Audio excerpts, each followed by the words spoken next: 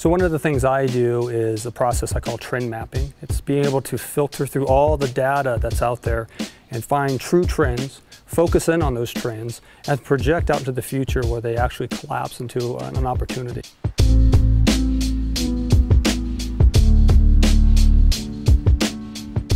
We have trends, we have the past, we have the future, we have data. We're all on the same playing field at this. Imagine a trend, and into the future it shoots off in a certain direction. And you might have another trend that you're tracking,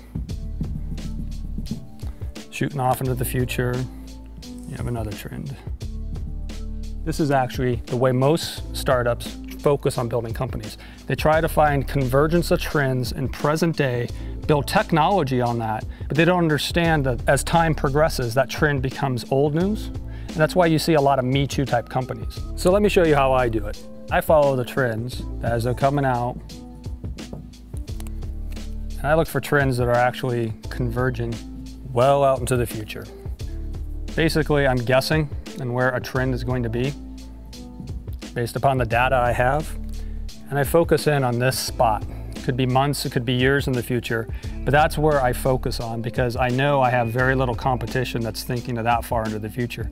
Most companies play in this space, which I call the incremental change. And this is where a lot of VCs invest, believe it or not. They're focusing on these small little features on top of a larger platform that can get gobbled up in a very small period of time. So what happens is when I focus on an opportunity here, I lasso that opportunity. I take multiple trends, lasso them, and then I can control the actual trend itself because I am the dominant SME in the space, subject matter expert.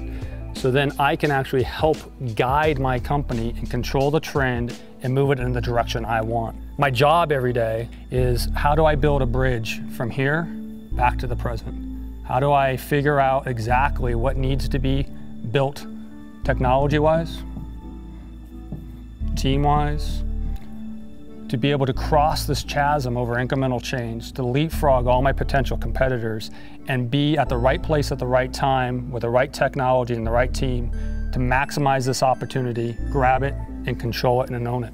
So my job as CEO every day is to be a SME. I become the subject matter expert of this space right here.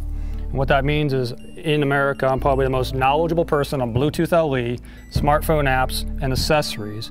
And what happens is when this trend starts to develop and the mainstream media grabs hold of it and they flip through the Rolodex of who they can talk to, who's the expert, my name pops at the top of the list. You have to be able to articulate this future opportunity in written, pictures, and pitch.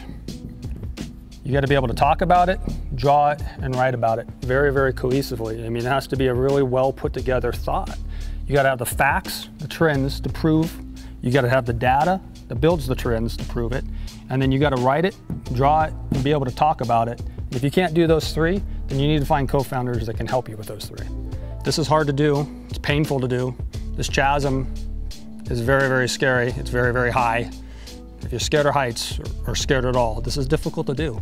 You might want to practice doing this, but I actually think this is not the way to go. I think in America right now, I do a speech called The Death of Innovation. It's because we are all being taught by the technorati, bloggers, VCs, educators, to build incremental change companies, and we're not really focusing on solving really complex, hard problems anymore, and really trying to create innovative new products. Get the data, pick your trends, figure out where they're going to come, try to convince people that it's going to be there, figure out the bridge of the technology and the team to get there. That's how you build a company.